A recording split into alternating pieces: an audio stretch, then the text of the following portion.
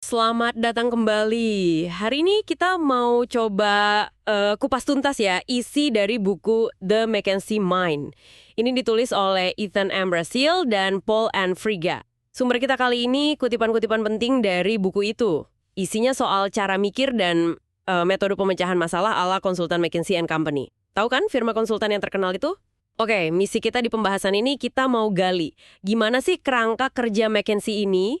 Kan lahirnya di dunia konsultasi ya, yang level tinggi gitu. Tapi ternyata ini relevan banget dan bisa Anda pakai, Anda adaptasi di banyak situasi. Bisa di organisasi Anda sekarang atau ya buat karir Anda lah. Kita bakal fokus ke pilar-pilar utamanya. Kayak pentingnya mikir terstruktur, terus soal hipotesis, analisis pakai fakta, sama komunikasi yang efektif. Yang bisa bawa hasil gitu. Yang bikin buku ini menarik banget, bukan cuma teori loh, tapi ada kisah nyata dari, lebih dari 75 alumni McKinsey. Dan mereka ini sukses menerapkan teknik-teknik ini setelah keluar dari sana. Ada yang jadi CEO, ada yang bangun startup, ada juga yang pegang posisi penting di berbagai industri. Jadi ini bukan konsep doang, tapi strategi yang udah kebukti di lapangan. Yuk, kita mulai aja penelusuran kita. Oke, pertama banget nih, fondasi utama yang ditekankan buku ini adalah struktur.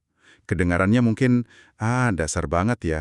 Tapi buku ini menggambarkannya bukan cuma alat, tapi lebih ke cara berpikir. Konsep intinya itu MECE, mutually exclusive, collectively exhaustive. Nah ini sering disebut-sebut nih, tapi mungkin nggak semua langsung klik gitu ya. Apa sih sebetulnya kekuatan MECE ini? Tentu, MECE ya, sering diucapin ME-C. Ini punya dua syarat penting waktu kita mau pecah masalah. Pertama, mutually exclusive. Maksudnya, setiap bagian harus misah, nggak boleh ada yang tumpang tindih.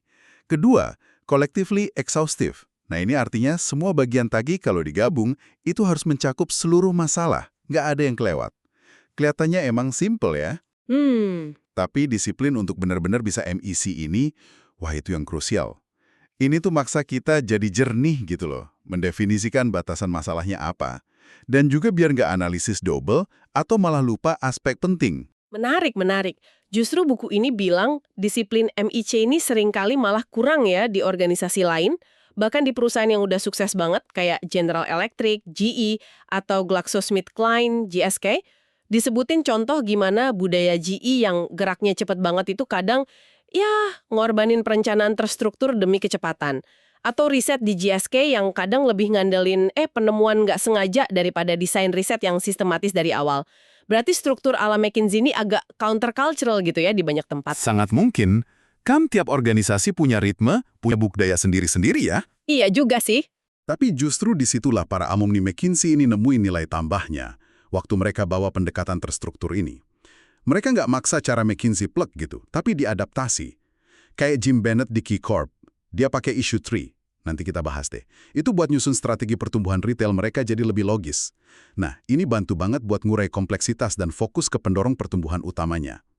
Ada lagi contoh lain, Bill Ross di GE. Dia nggak ngelawan budaya cepet GE, tapi malah pakai kerangka kerja McKinsey pas lokakarya strategi pertumbuhan. Gunanya buat bantu tim lihat gambaran besar sama opsi strategis secara lebih jernih. Nah, ini dilakukan sebelum mereka langsung gas eksekusi. Oh, jadi semacam jeda buat mikir dulu ya? Betul. Terus, Omowale Crenshaw yang bikin Afrika.com, dia juga pakai ini buat analisis pasar yang benar-benar baru. Datanya minim banget, kayak potensi pasar anggur Afrika atau dekorasi rumah. Struktur itu ngasih dia kerangka di tengah ketidakpastian. Jadi fleksibel banget ya aplikasinya? Banget. Bahkan bisa luas sekali. Sylvia Matthews, ini kan kerja di Gedung Putih ya, buat Presiden Clinton. Dia adaptasi pendekatan ini buat nyiapin pidato kenegaraan. Bayangin aja. Dia metain isu-isu negara, terus dimensi-dimensinya apa aja, solusi potensialnya, sampai hambatannya dari anggaran, dukungan Kongres, dinamika politik, semua dalam kerangka terstruktur. Ini nunjukin betapa fleksibelnya prinsip ini. Tadi sempat disebut issue tree, terus sebelumnya kita ngomongin struktur. Alat visual utama buat struktur ini kan logic tree ya? Atau pohon logika. Gimana ini bantu mecah masalah secara match tadi? Betul sekali. Logic tree itu visualisasi hierarkis buat membedah masalah. Kita mulai dari isu utama di paling atas, terus kita pecah ke level-level yang lebih detail di bawahnya. Sambil pastiin tiap level itu match. Oke. Contoh paling gampang ya, naikin profit Acme Widgets. Level pertama bisa kita pecah berdasarkan unit bisnis. Ada widget, kromet, trampat. Terus, masing-masing unit ini dipecah lagi jadi pendapatan sama biaya. Pendapatan bisa dipecah lagi mungkin berdasarkan geografi atau produknya. Biaya juga bisa berdasarkan komponennya, bahan baku, tenaga kerja, overhead, dan seterusnya. Paham, paham. Jadi bercabang terus ke bawah gitu ya? Iya, kuncinya setiap cabang di tiap level itu harus match. Nah, satu lagi yang ditekankan buku ini, seringkali kalau kita lihat pohon logika dari sudut pandang yang beda-beda, itu bisa buka wawasan baru loh. Oh iya, gimana tuh? Misalnya nih, kita pecah masalah berdasarkan struktur organisasi. Katakanlah divisi A, B, C. Terus kita coba bandingin sama kalau dipecahnya berdasarkan fungsi. Produksi, penjualan, pemasaran. Perspektif yang beda ini bisa aja nunjukin akar masalah yang mungkin kelewat kalau kita cuma pakai satu cara pandang. Naras H.M. Badi di First Union tuh ngelakuin ini waktu bangun business case buat unit manajemen informasi pelanggan. Dia petain sumber nilainya secara maisi buat nunjukin potensi profit yang bisa dihasilkan unit itu. Oke. Jadi punya peta yang jelas pakai struktur itu penting ya. Tapi gimana kita nentuin arah jalannya di peta itu? Nah, disinilah katanya peran hipotesis awal masuk, yang menurut buku ini justru krusial. Ini agak lawan intuisi ya. Mungkin ada yang mikir, kumpulin aja dulu semua data, baru nyimpulin. Kenapa sih McKinsey kok nekenin banget mulai dari hipotesis? Karena ini soal efisiensi sama fokus. Gini, mulai dengan hipotesis awal, semacam dugaan terdidik lah ya, soal solusi atau akar masalah, itu fungsinya kayak pemandu. Dia langsung ngarahin kita ke data dan analisis yang paling relevan buat diuji. Bayangin aja Anda nyari jarum di tumpukan jerami. Hipotesis itu kayak magnetnya. Bantu Anda fokus nyari di area yang paling mungkin ada jarumnya. Daripada nyisir semua jerami satu-satu kan? Aha, iya juga ya. Ini mencegah kita jadi merebus samudra. Nganalisis semua hal tanpa henti. Boros waktu, boros tenaga. Oke. Jadi ini juga bikin kita lebih cepat tahu kalau kita salah arah. Kalau data awal ternyata cepat banget nyanggah hipotesis kita, ya udah, kita bisa langsung ganti ke hipotesis lain. Om Wallace Crenshaw di Afrika.com ngalamin ini. Data pasar Afrika waktu itu kan terbatas banget. Kalau nunggu data lengkap ya nggak gerak-gerak dong. Jadi mereka bikin hipotesis, pasar mana nih yang paling potensial, terus diuji secepat mungkin. Disesuaikan arahnya berdasarkan temuan awal. Ini bukan nebak asal ya, tapi bikin asumsi eksplisit terus diuji. Jadi hipotesis ini bukan jawaban final ya, tapi lebih kayak kompas awal aja gitu, buat ngarahin analisis kita biar efektif. Tepat sekali. Dan ini bantu banget buat evaluasi opsi dengan cepat. Contohnya Bob Garda, waktu dia jadi CEO produsen barang konsumen. Dia hadapi tekanan harga gila-gilaan dari retail besar kayak Walmart. Pilihannya apa? Potong biaya habis-habisan. Susah lawan Cina-India. Jadi reseller produk Asia, wah, resiko digusur pemasok. Atau luncurin produk baru yang inovatif. Dilema ya. Nah, hipotesis awalnya dia itu produk baru bakal jadi strategi paling berkelanjutan. Hipotesis ini yang terus dia uji pakai analisis pasar, biaya R&D, dan lain-lain. Ternyata benar, produk barunya diterima pasar dan itu ngurangin tekanan harga di lini produk lama. Ada juga alat bantu cepat namanya Quick and Dirty Test atau QDT. Intinya sih, tanya ke diri sendiri. Biar hipotesis ini benar, asumsi kunci apa aja sih yang harus banget valid? Ciara Burnham, dia venture capitalist, pakai QDT buat nyaring ide investasi cepat-cepat.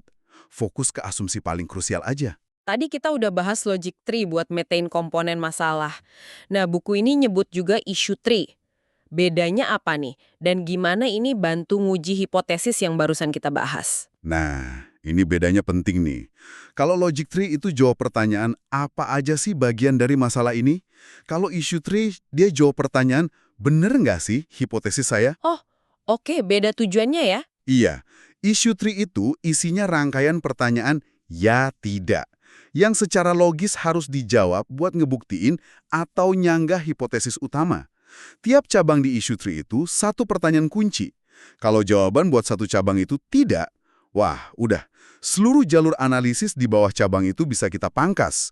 Nggak usah dilanjutin, efisien banget kan? Wah, iya ya, bisa hemat waktu banyak. Betul, dan Vito di Iconseco pakai ini secara efektif. Mereka kan punya ide strategi e-bisnis banyak banget tuh. Pakai issue tree, mereka bisa cepat nyaring mana yang layak dikejar.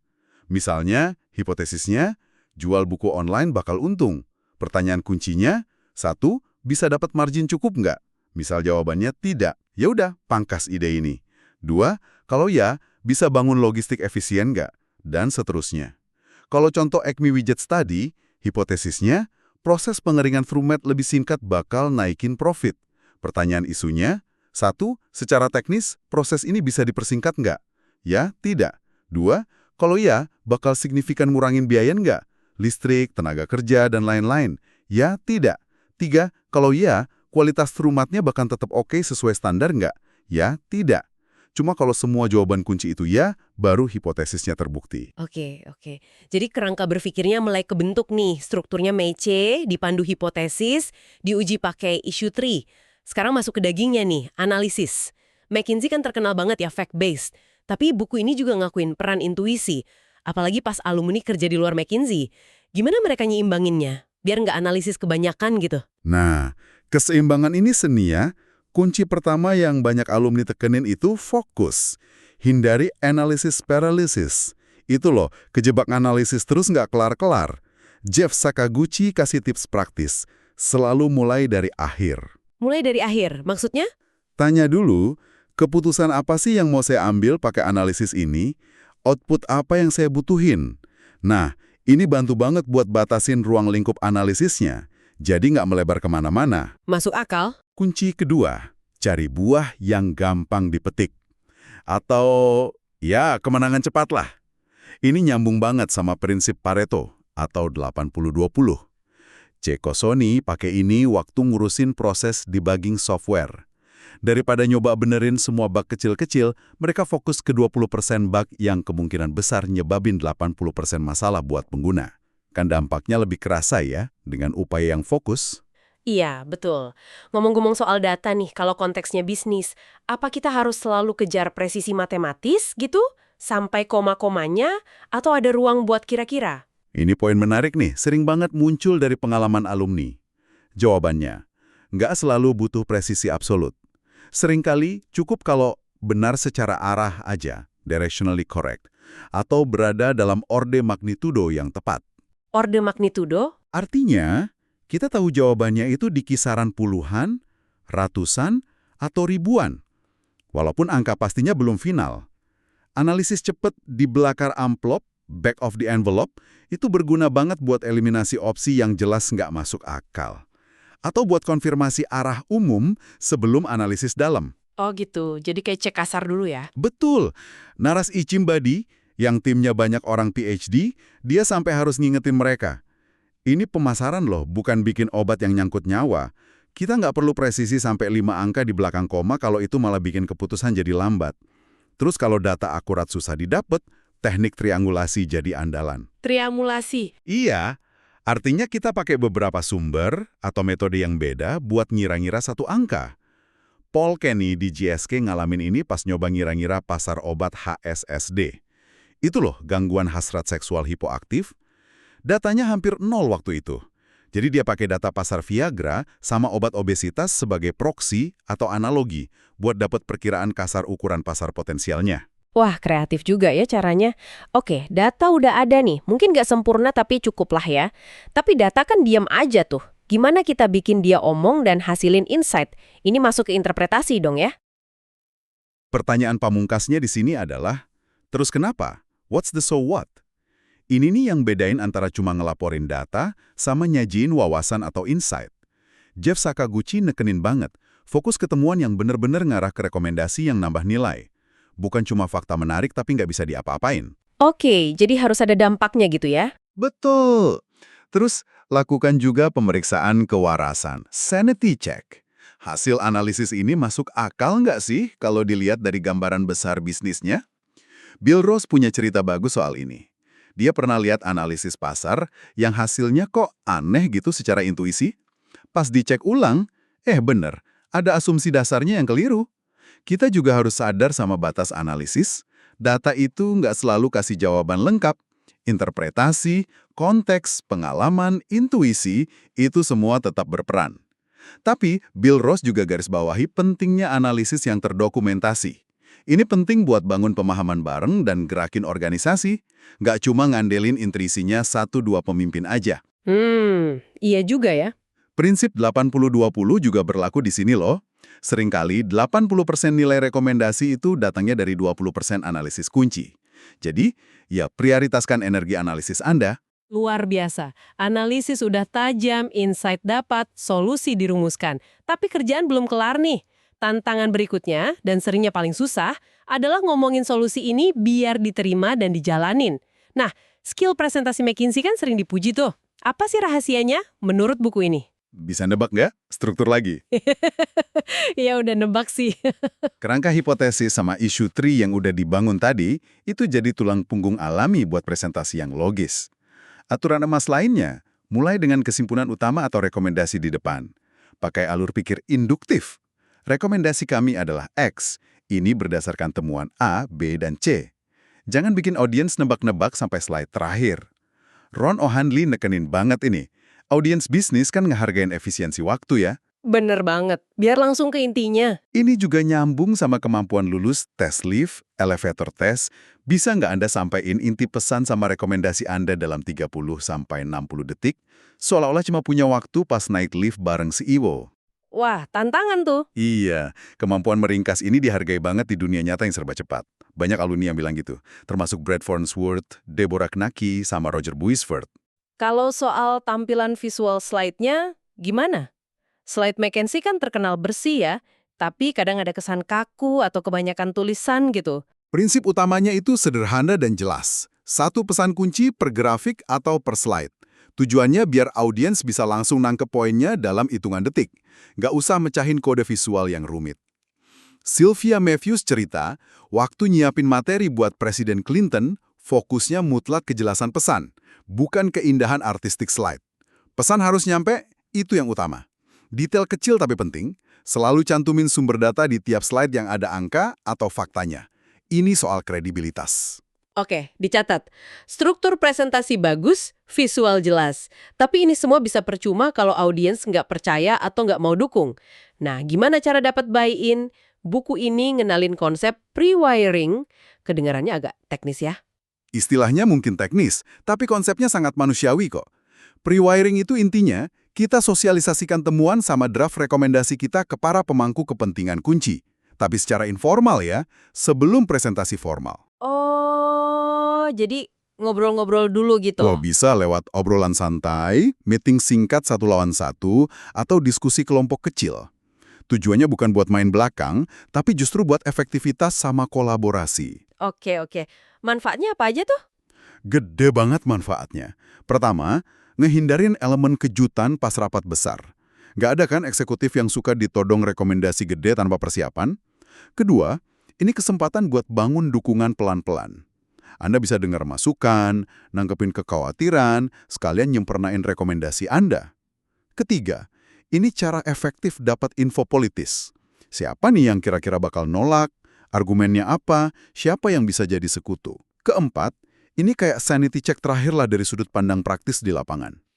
Menarik. Kisah Narasa Echambadi dapat dana gede buat unit barunya di First Union, itu contoh klasik gimana pre-wiring yang cermat itu ngebuka jalan. Paul Kenny di CSK juga ngerasa pre-wiring bantu dia antisipasi resistensi pas presentasi formal. Pre-wiring ini menarik ya. Di satu sisi efisien banget, tapi mungkin ada pendengar yang mikir, wah ini kok kayak lobby-lobby belakang layar ya. Gimana buku ini atau para alumni ngeliatnya biar tetap profesional dan transparan? Pertanyaan bagus. Buku ini ngelihatnya bukan sebagai manipulasi ya, tapi lebih ke bagian dari proses komunikasi yang dewasa, yang menghargai waktu dan perspektif orang lain. Ini soal mastiin semua pemangku kepentingan ngerasa didengar dan dilibatin sebelum keputusan final diambil di forum formal. Kuncinya itu transparansi niat. Tujuannya cari solusi terbaik bareng-bareng, bukan maksa agenda pribadi. Kalau dilakuinnya pakai etika dan keterbukaan, pre-wiring justru bangun kepercayaan, bukan ngerusak. Oke, jadi kuncinya di niat dan caranya ya. Selain pre-wiring, ada lagi kunci sukses komunikasi dan dapetin buy-in. Ada satu lagi yang penting banget. Menyesuaikan, tailoring, pesan dan gaya presentasi Anda ke audiens spesifik. Kenali siapa mereka, latar belakang pengetahuannya gimana, gaya komunikasi yang mereka suka gimana, Bahasa atau istilah apa yang biasa mereka pakai? Dean Dorman nekenin banget ini. Jangan pakai jargon konsultan yang ribet kalau Anda ngomong sama tim operasional misalnya. Iya juga ya, harus pakai bahasa mereka. Udah familiar di internal perusahaan klien atau organisasinya. Fleksibilitas itu penting banget. Bob Garda kasih contoh menarik waktu dia sebagai CEO jadi klien buat timnya sendiri. Karena dia udah paham banget konteks masalahnya, timnya bisa langsung lompat ke diskusi solusi yang dalam. Nggak perlu presentasi latar belakang panjang lebar. Ini nunjukin pemahaman tajam soal kebutuhan audiens. Wah, kita udah kupas banyak banget ya pentingnya struktur MEC, kekuatan hipotesis awal, analisis yang fokus dan basisnya fakta, tapi tetap lihat intuisi juga, terus komunikasi yang terstruktur, jelas, dan persuasif lewat pre-wiring sama tailoring. Jadi, apa nih rangkuman paling penting yang bisa Anda, para pendengar, bawa pulang dari semua ini? Intinya sih, pendekatan McKinsey ini nawarin sebuah disiplin berpikir yang kuat banget buat ngadepin kerumitan. Ini soal mecah masalah secara logis, fokus ke pertanyaan dan analisis yang paling penting, ingat kan 80-20 sama so what. Terus mampu nyampein solusi Anda dengan cara yang nggak cuma dipahami, tapi juga bisa gerakin orang lain. Ini bukan sihir ya, tapi sebuah kerangka kerja yang bisa dipelajari dan diadaptasi buat nambah nilai yang signifikan. Dimanapun Anda berada. Tujuannya yaitu, hasilin kejelasan sama wawasan tajam di tengah berisiknya informasi. Oke, sebelum kita tutup nih penelusuran kali ini, ada satu pemikiran buat Anda bawa pulang buat direnungkan. Ini terinspirasi dari dilema yang juga disinggung di materi kita tadi. Buku ini kan ngakuin ada tegangan ya antara analisis data sama intuisi, dan nyaranin perlu seimbang. Nah, dalam pengalaman Anda sendiri nih, gimana biasanya Anda menavigasi situasi pas data yang kuat itu susah didapat, atau mungkin data yang ada malah bertentangan keras sama intuisi atau pengalaman panjang Anda? Sinyal internal atau eksternal apa sih yang biasanya kasih tahu Anda kapan waktunya lebih condong ke data dan kapan firasat atau jam terbang Anda yang mungkin perlu lebih didengar pas ngambil keputusan krusial? Terima kasih sudah menyimak penelusuran mendalam kita kali ini. Sampai jumpa di pembahasan berikutnya ya.